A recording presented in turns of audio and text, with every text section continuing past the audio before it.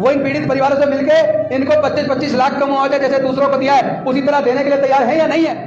कि किसी ब्राह्मण का ऑपरेशन होना है और उसको ब्लड की जरूरत है और वो ये कहा उसने कि मुझे तो केवल ब्राह्मण का ही ब्लड चाहिए, किसी और का ब्लड हाथ से छीन गई, सरकारी संस्थान बिक गए, किसका इंतजार कर रहे हो?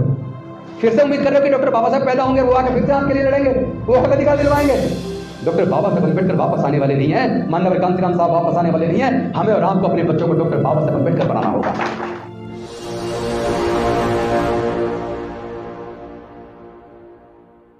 पूरे दुनिया में जाति नहीं है तो केवल भारत में जाति क्यों है?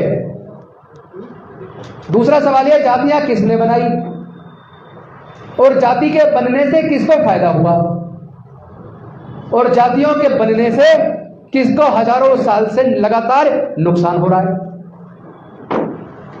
तो जिसने जाति बनाई, जिसको जाति से फायदा हो रहा है, वो जातियों को जिंदा रखना चाहता है, तो जिसको फायदा वो तो रखेगा, लेकिन जिसको जाति की वजह से नुकसान हो रहा है, जिसका जाति की वजह से हजारों साल से उत्पीड़न हो रहा है, वो जातियों को जिंदा क्यों रखेगा? क्या आप लोग देश के दलित, पिछड़े, आदिवासी, क्या आप लोगों ने अपनी जाति खत्म करने के लिए कुछ किया? जब आप अपनी बेटी का रिश्ता करते हैं, बेटे का रिश्ता करते हैं, तो आप भी तो अपनी जाति ढूंढते हैं। मुझे पूरे दुनिया से कोई एक एग्जांपल बता दो, एक सिंगल, पूरे दुनिया से, केवल भारत से नहीं, पूरे दुनिया से केवल एक एग्जांपल दिखा दो कि कोई व्यक्ति गंभीर रूप से बीमार हो जाए, डॉक्टर कहे भाई बड़ा ऑपरेशन होना है, 10 यूनिट ब्लड चाहिए, जिसका ऑपरेशन होना है, अगर वो ब्लड की उसको जरूरत है जान बचाने के लिए, पूरे दुनिया से एक जगह एक एग्जांपल दिखा दो कि पीड़ित ने यह कहा हो कि मुझे केवल ईसाई का ब्लड चाहिए, या मुझे केवल हिंदू का ब्लड चाहिए, या मुझे केवल मुसलमान का ब्लड चाहिए, या मुझे केवल सिख का ब्लड चाहिए। एक एग्जांपल बता दो। और पूरे भारत से मुझे एक एग्जांपल बता दो कि किसी ब्राह्मण का ऑपरेशन होना है और उसको ब्लड की जरूरत है और वो ये कहा उसने कि मुझे तो केवल ब्राह्मण का ही ब्लड चाहिए, किसी और का ब्लड मैं स्वीकार नहीं करूंगा। केवल एक एग्जांपल दिखा दो। क्यों? क्योंकि इंसान को केवल इंसान का खून चढ़ सकता है। अगर इंसान को जानवर का खून चढ़ जाता तो वो किसी भी जानवर का खून लेके अपनी जान बचा लेते, लेकिन जब जान बचानी है तो कोई भी इंसान ब्लड दे दे, और जान बचने के बाद फिर जाति शुरू। जान बचाते वक्त जब ब्लड की जरूरत है तब जाति नहीं पूछ रहे, और जान बचने के बाद फिर वही जातियां। भाई ये बताओ, कोई तो बताओ, जितने लोग बैठे हैं देश में, दलित, पिछड़े, आदिवासी, पिछड़ों में अति पिछड़े, इन लोगों को 3,500 साल तक पढ़ने क्यों नहीं दिया? 3,500 साल तक उनको व्यापार करने पर बंदिश क्यों लगाई?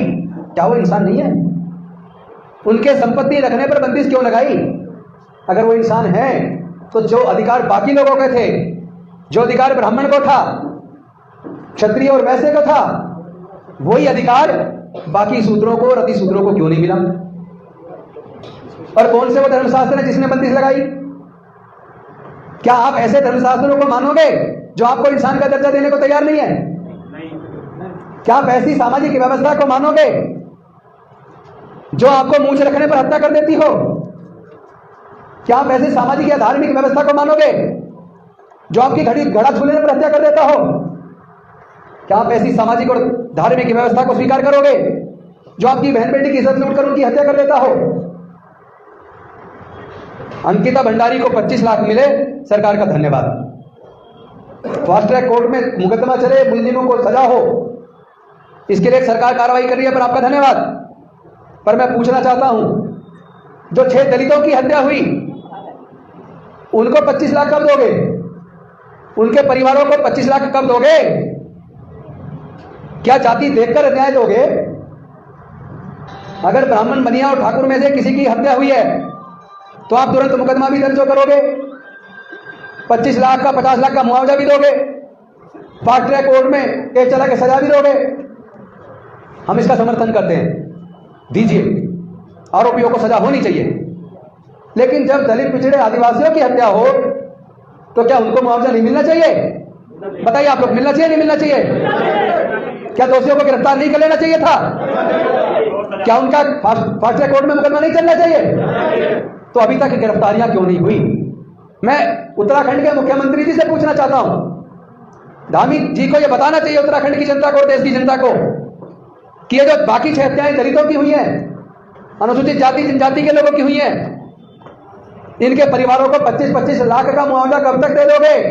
ये आज शाम तक स्पष्ट कर देना। इनके परिवारों को 25-25 लाख रुपए देने के साथ साथ अपराधियों की तुरंत गिरफ्तारी करना सुनिश्चित करिए और फास्ट ट्रैक कोर्ट में केस चला के तुरंत दोषियों को सजा दिलवाना सुनिश्चित कीजिए। और जो इन्वेस्टिगेटिंग ऑफिसर केस की जांच कर रहे हैं, उनकी भी जांच कराइए कि अभी तक उन्होंने गिरफ्तारी की कार्रवाई में कोताही क्यों बरती। उनके ऊपर स्पेशल पब्लिक प्रोसिक्यूटर अपॉइंट कीजिए, जो इस बात का ध्यान रखे कि जांच ठीक हो रही है या नहीं हो रही। क्योंकि एक वकील होने के नाते मैंने देखा है, जांच अधिकारी जानबूझ के जांच में ऐसी कमजोरियां छोड़ देते हैं जिसकी वजह से दोषी मुक्त बच जाते हैं, सजा नहीं हो पाती। तो तुम जल्दी से जल्दी ऐसे लोगों को गिरफ्तार भी करो और स्पेशल पब्लिक प्रोसिक्यूटर अपॉइंट करके उसकी जांच पे नजर रखो। और अगर आप नजर नहीं रखोगे, हमारे समाज के अंदर अब एक से एक काबिल वकील है, हम अपने वकीलों को भी जांच पे लगाएंगे कि आपकी जांच में क्या खामियां हैं। और जिन जांच अधिकारियों ने जानबूझ के जांच में कोताही बरती या जांच के अंदर ऐसे लूपहोल छोड़ दिए कि मुलजिम बाद में बच जाए, हाई कोर्ट के अंदर ऐसे जांच अधिकारियों के खिलाफ बाई नेम केस डालेंगे, हम छोड़ने वाले नहीं हैं। हमारे समाज के लोगों की जान इतनी सस्ती नहीं है जितनी आप समझ रहे हैं। ध्यान रखना, आप लोग हमें इंसान भी स्वीकार नहीं कर रहे। वोट लेते वक्त तो आप हाथ जोड़ के चले आते हो, तब हम नाछूत हैं, न दलित न पिछड़े न आदिवासी हैं। तब वोट लेते वक्त तो तुम सारे हाथ जोड़ के आते हो, घर घर पर आते हो, और जीत के सरकार बनाने के बाद पीड़ित परिवारों से मिलने का तुम्हारे पास टाइम नहीं है। अंकिता भंडारी के घर जाकर तो आप 25 लाख रुपए देकर आ रहे हो और तुम्हारे घर के 2-2.5-3 किलोमीटर की दूरी पे पीड़ित परिवार बैठे हैं। यहां पे मिलने आने में तुम्हारी इज्जत कम हो रही है, शर्म नहीं आती तुम्हें? अरे याद करो, जब तुमने मुख्यमंत्री की शपथ ली थी तो उस संविधान की शपथ लेते हुए आपने कहा था, मैं सबके साथ न्याय करूंगा, निष्पक्ष रूप से सबके साथ एक जैसा बराबर का व्यवहार करूंगा, अमीर हो या गरीब हो, किसी भी जाति का हो, सबके साथ न्याय की दृष्टि से एक जैसा व्यवहार करूंगा। लेकिन जीतने के बाद आपके व्यवहार में तुरंत अंतर आ गया। एक को न्याय दे रहे हो, दूसरे के साथ अन्याय कर रहे हो, यह चलेगा नहीं। और तुम तो चीज क्या हो, हम तो तुम्हारे जो बॉस है ना मोदी जी, आने वाले समय में उनको भी जवाब देने वाले हैं। आप लोग क्या समझ रहे हो कि हम लोग जानवर हैं? हमारी कोई इज्जत नहीं है क्या? हमारी बहन बेटी की इज्जत उनकी हत्या कर रहे हो और सरकार कार्रवाई नहीं कर रही। हमारे युवाओं की मूंछ रखने पर हत्या कर रहे हो, गड़ा छूने पर हत्या कर रहे हो, बॉडी पर बारात निकालने पर हमला कर रहे हो, और अगर हमने न्याय की मांग कर दी तो बस्तियां जला रहे हो। यह नहीं चलेगा। हमारे ये लालकुआ में भी ना एक अंजलि आर्या नाम की लड़की की हत्या कर दी है, अभी वो मतलब 3-4 महीने। भाई एक बात बता दो मुझे, हत्याएं तो रोज हो रही हैं, आज हम सोच रहे हैं इनकी हुई है, हमारी नहीं हुई, हम क्यों इनके साथ खड़े हों? ध्यान रखना, अगर एक के साथ जुर्म होता उसके साथ नहीं खड़े होगे तो नंबर तुम्हारा भी आने वाला है। लेकिन इसका इलाज अब केवल धरना प्रदर्शन नहीं है। दौलत जी, अगर आपने लड़ाई को सही दिशा में नहीं लड़ा तो लड़ाई हार जाओगे। मछली की आंख पे तीर मारो, दाएं बाएं तीर चलाने का कोई फायदा नहीं है। जो सामाजिक व्यवस्था हमें गुलाम बनाए रखना चाहती है, जो सामाजिक व्यवस्था हमें हिंदू मानती नहीं है, जो सामाजिक व्यवस्था हमारे साथ जाति की वजह से लगातार उत्पीड़न कर रही है, जो सामाजिक व्यवस्था जाति की वजह से हमारी मूंछ रखने पर, लड़ा छूने पर हत्या कर रही है, अगर हम हिंदू हैं तो मंदिर में प्रवेश करने पर हमारी हत्या क्यों?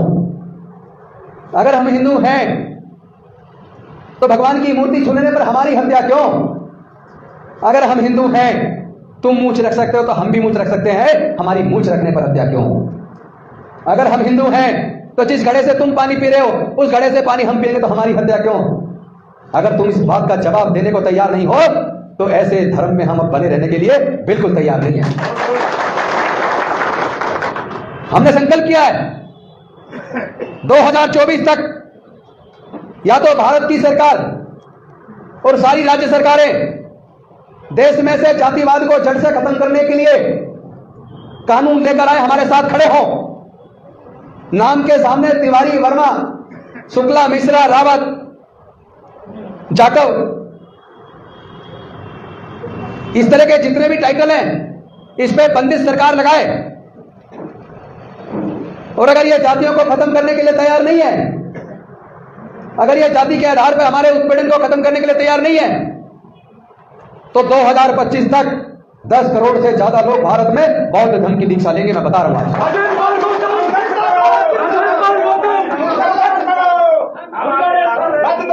तुम संघर्ष करो, तुम संघर्ष करो।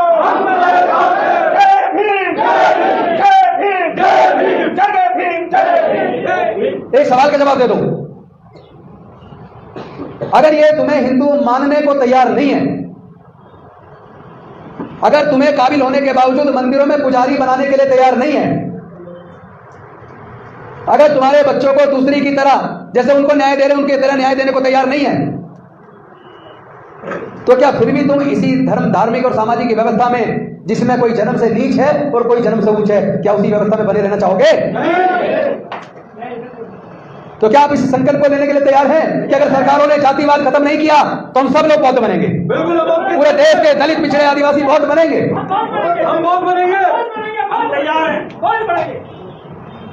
तो अभी हमें देखना कि सरकार क्या कार्रवाई करती है। दौलत जी, आप मुझे सूचना दे देना शाम तक धामी जी का क्या संदेश आपके पास आ रहा है।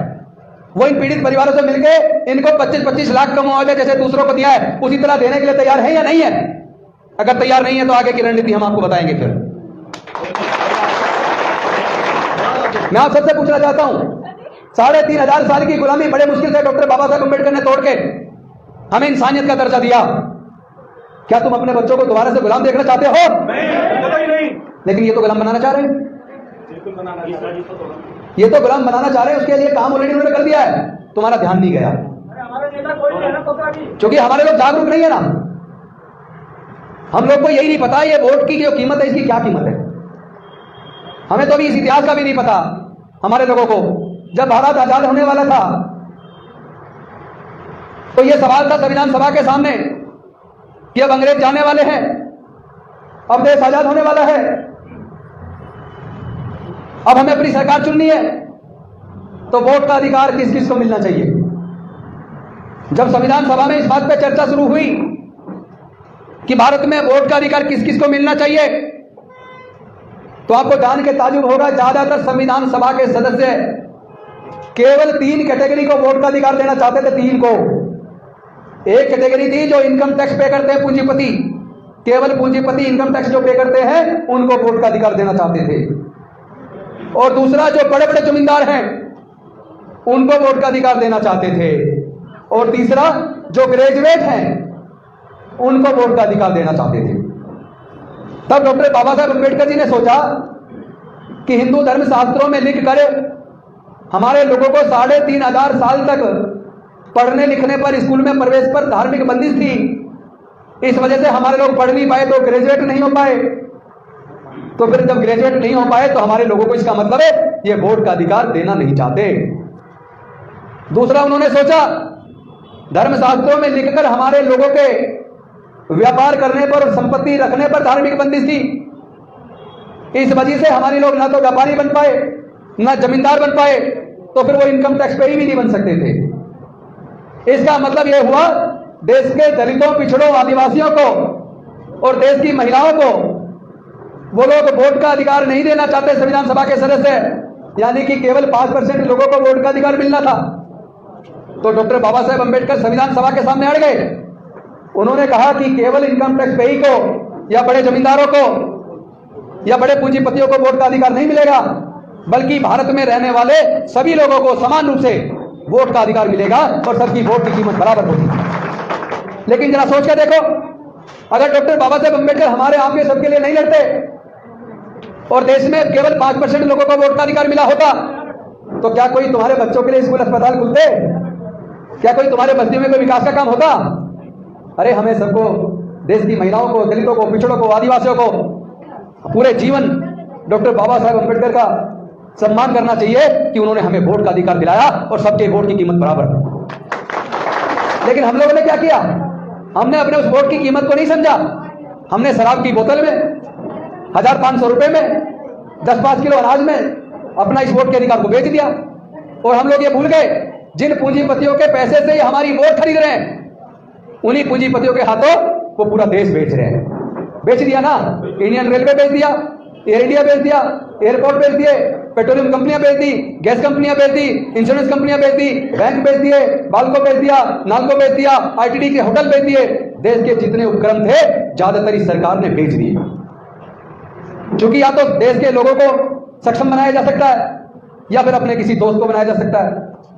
तो मोदी जी के दोस्त जिनका पूंजीपतियों की लिस्ट में जो 207वें नंबर पे थे पूरे दुनिया में, 8 साल की सरकार इनकी हुई है, 8 साल में उन्हें इन्होंने 3रे नंबर पर पूरी दुनिया में अमीर बना दिया।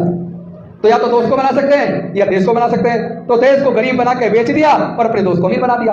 और हम लोग अपनी वोट फ्री में शराब की बोतल में 10-20 किलो अनाज में और 1500 रुपए में बेच रहे हैं। तो गलती किसी और की नहीं है, हमारी है। इसलिए हमें न्याय व्याय नहीं देंगे। न्याय चाहिए तो अपनी ताकत को पहचानो, सामाजिक रूप से सब लोग एकजुट हो जाओ और ऐसी सामाजिक व्यवस्था को ठोकर मार दो जो कोई तुम्हें जन्म से नीच बनाती हो। ऐसी सामाजिक व्यवस्था की हमें जरूरत नहीं है। हमें न्याय चाहिए और मान सम्मान और स्वाभिमान का जीवन चाहिए। और शेर बनो। बाबा साहब कह के गए, बलि तो बकरों की दी जाती है, शेर बनो शेर। जीवन लंबा बेशक ना हो, छोटा हो, पर स्वाभिमान से भरा हुआ होना चाहिए। तो मैं आप सबसे निवेदन करता हूं, आप लोग इनकी साजिशों को समझो। बाबा साहब ने तो हमारे पढ़ने लिखने के रास्ते खोले, आगे बढ़ने के रास्ते खोले, लेकिन इन्होंने वो सारे रास्ते बंद कर दिए। इन्होंने धीरे धीरे एजुकेशन इतनी महंगी कर दी कि हमारे लोग पढ़ ही ना पाए और सरकारी स्कूलों को इतना बेकार कर दिया जहां से पढ़ के केवल मजदूर पैदा हो, कोई अफसर पैदा ना हो। जानते हैं सब क्यों किया? अब मैं केवल 3-2 मिनट और बोलूंगा, इससे ज्यादा नहीं, क्योंकि ये खुलासा करना बहुत जरूरी है। हमारे लोग ज्यादा सोचते नहीं है, चिंतन नहीं करते। हमने इस पर सर्वे किया कि देश के सर्वोच्च न्यायालय और उच्च न्यायालयों में जितने जज हैं वो सरकारी स्कूल से पढ़े हैं या प्राइवेट से पढ़े हैं। दूसरा हमने ये सर्वे किया, देश में जितने ब्यूरोक्रेट्स हैं, IAS, IPS, डॉक्टर, इंजीनियर, जज, कलेक्टर, साइंटिस्ट, प्रोफेसर, वो सरकारी स्कूल से पढ़े हैं या प्राइवेट से पढ़े हैं। तो हमारे सर्वे में ये रिजल्ट निकल कर आया कि 98% हाईकोर्ट, सुप्रीम कोर्ट के जज, ब्यूरोक्रेट्स, डॉक्टर, इंजीनियर, जज, कलेक्टर, साइंटिस्ट, प्रोफेसर वो सरकारी स्कूलों से पढ़े हैं। इसका मतलब सरकारी स्कूल तो बहुत अच्छे थे। फिर ये क्या हुआ कि अचानक अब से 30-40 साल पहले सरकारी स्कूलों को कमजोर करना शुरू कर दिया और प्राइवेट स्कूल खोलने शुरू कर दिए। और जो प्राइवेट स्कूल खुलते चले गए वैसे ही सरकारी स्कूल कमजोर होते चले गए। और आपको शायद पता ना हो, RTI से जो आंकड़े निकल कर आए हैं सूचना के अधिकार से, पिछले से 15 से 20 सालों के अंदर देश के अंदर 1.5 लाख से ज्यादा सरकारी स्कूल बंद हो गए। मैं कह रहा हूं पूरे देश में 1.5 लाख से ज्यादा सरकारी स्कूल पिछले 15 से 20 सालों में बंद हो गए। क्या देश की जनसंख्या कम हो गई है? जनसंख्या तो बढ़ी है। इसका मतलब सरकारी स्कूल और ज्यादा खुलने चाहिए थे। फिर सरकारी स्कूल बंद क्यों हुए? बंद इसलिए हुए, उनको ये तकलीफ हो गई कि सरकारी स्कूलों से पढ़ के गरीबों के बच्चे इंजीनियर बनने लगे, डॉक्टर बनने लगे, जज बनने लगे, कलेक्टर बनने लगे, प्रोफेसर बनने लगे, साइंटिस्ट बनने लगे। अगर इसी तरह गरीबों के बच्चे बढ़ेंगे तो उनकी फैक्ट्रियों में सस्ते मजदूर कहां से आएंगे? वो आप लोगों को मजदूर बनाए रखना चाहते हैं। और जैसे ही आप पढ़ लिख के आगे बढ़ते हो, जुर्म के खिलाफ बोलते हो, तो कहते हैं ऊंची आवाज में बोल रहा है, तभी ये हत्याएं हो रही हैं। ये हत्याएं इसलिए हो रही है, उन्हें आपका स्वाभिमान से जीना अखरता है, उन्हें आपका थोड़ा सा भी तरक्की करना अखरता है। और इसीलिए चुप्पी साध के बैठ जाते हैं हमारी हत्याओं पे। लेकिन तुम चुप्पी साध सकते हो, हमारी जुबान को बंद नहीं कर सकते। और धमकी देने वालों को मैं कह देना चाहता हूं कि तुम अपने भविष्य के बारे में सोच लो। बहुत जल्दी तुम लोग अल्पमत में आने वाले हो, पूरा भारत मौत में बनेगा। जो लोग जुल्म के शिकार हैं उनकी संख्या 80% से ज्यादा है, और जो जुल्म करने वाले हैं उनकी संख्या 5% से भी कम है। तो 80% लोग अब जुर्म सहने के लिए तैयार नहीं है, वो आने वाले समय में ऐसी सामाजिक व्यवस्था को लात मारने वाले हैं जो उन्हें गुलाम बनाती है। तो बोलते मैं भारत तो बनेगा। अगर आपको थोड़ी सी भी समझ हो तो इस बात को समझ लो, कुदरत ने सबको इंसान पैदा किया है, इसीलिए पूरे दुनिया में जाति नहीं है, जाति चालाक इंसानों ने भारत में बनाई है। दुनिया को 550 साल पहले सिख धर्म मिला, दुनिया को 1400 साल पहले इस्लाम मिला, दुनिया को 2000 साल पहले ईसाई धर्म मिला, दुनिया को 2550 साल पहले बौद्ध धर्म मिला, दुनिया को 2600 साल पहले जैन धर्म मिला, और दुनिया को लगभग 3500 साल पहले ब्राह्मणिकल धर्म, जिसे सनातन धर्म, वैदिक धर्म कुछ भी कह लीजिए, वो मिला। लेकिन जब कोई दुनिया में धर्म नहीं था, तब हड़प्पा संस्कृति के टाइम पर हमारे 200 विकसित नगर थे, हमारे घरों में कुएं होते थे, टॉयलेट होता था, नाले ढके हुए होते थे। तो इसका मतलब हमारे पूर्वज उस विकसित संस्कृति के मालिक थे, हमारे पूर्वज विकसित संस्कृति के मालिक थे। तो इसका मतलब स्पष्ट है, जाति बाद में बनी है, पहले नहीं थी। धर्म भी बाद में बने, पहले नहीं थे। इंसान पहले से है। चालाक इंसानों ने जातियां बनाकर हमारा धर्मशास्त्रों में लिखकर पढ़ाई लिखाई, व्यापार, संपत्ति सबसे हमें दूर रखकर हमारा बेड़ा गर्क किया है। इसलिए मैं आपसे निवेदन करता हूं, कम से कम अब तो अपनी आंखें खोलो। इतने लोग हमारे मर रहे हैं, एजुकेशन हाथ से छिन गई, सरकारी संस्थान बिक गए, किसका इंतजार कर रहे हो? फिर से उम्मीद कर रहे हो कि डॉक्टर बाबा साहब पैदा होंगे, वो आके फिर से आपके लिए लड़ेंगे, वो हक अधिकार दिलवाएंगे? डॉक्टर बाबा साहब अम्बेडकर वापस आने वाले नहीं है, माननीय कांतिराम साहब वापस आने वाले नहीं है। हमें और आपको अपने बच्चों को डॉक्टर बाबा साहब अम्बेडकर बनाना होगा, हमें और आपको अपने बच्चों को शहीद भगत सिंह बनाना होगा, हमें और आपको अपने बच्चों को शहीद उधम सिंह बनाना होगा। हम लड़ेंगे, हम जीतेंगे। लेकिन ये लड़ाई, अगर इसमें कोई चीज बाधा है तो वो ये है, वो जातिवादी इसलिए जिंदा रखना चाहते हैं क्योंकि उन्हें जाति और बनाए रखने से फायदा है। आप जाति किस लिए जिंदा रखे हो? आप तो आपस में रोटी बेटी का रिश्ता शुरू करो, आप तो जातिवाद को खत्म करने के लिए मन से तैयार हो जाओ। जिस दिन आप लोगों ने अपने अंदर, अपने बीच में फैले जातिवाद को खत्म कर दिया, उनकी हिम्मत नहीं है कि आपकी तरफ आंख उठा के देख ले। क्या आप जातियों को छोड़ने को तैयार हो? आवाज हल्की है? तैयार हैं? तो मैं एक नारा दूंगा, जाति छोड़ो। आप नारा देना, समाज छोड़ो। जाति छोड़ो, जाति छोड़ो, जाति छोड़ो, जाति छोड़ो। अब मैं नारा दूंगा, बौद्ध धर्म की क्या पहचान? आप कहेंगे मानव मानव एक समान। बौद्ध धर्म की क्या पहचान? बौद्ध धर्म की क्या पहचान? बौद्ध धर्म की क्या पहचान? जय जय जय जय जय भीम, जय जय जय जय जय भीम, जय जय जय जय जय भीम। बहुत बहुत धन्यवाद। नमो बुद्धाय, जय भीम।